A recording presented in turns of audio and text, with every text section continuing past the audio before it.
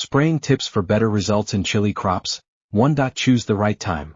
Always spray early in the morning or late in the evening to avoid high temperatures and ensure the pesticide works effectively. 2. Mix properly. Use the recommended dosage mentioned on the label. Mix the pesticide thoroughly with clean water before spraying. 3. Use protective gear. Always wear gloves, a mask, goggles, and a full-sleeve shirt to protect yourself from pesticide exposure. 4. Target the underside of leaves. Pests often hide under the leaves, so ensure proper coverage on both sides for maximum effectiveness.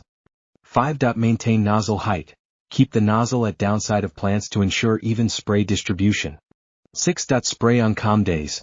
Avoid spraying during strong winds or rain to prevent pesticide wastage and drift to unintended areas. 7. Alternate pesticides.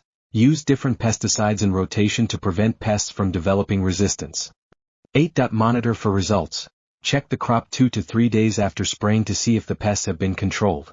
Remember, safety first, protect yourself, the crop, and the environment. In this video, farmer not wear protective gear, this is harmful. Thank you for watching this video and subscribe.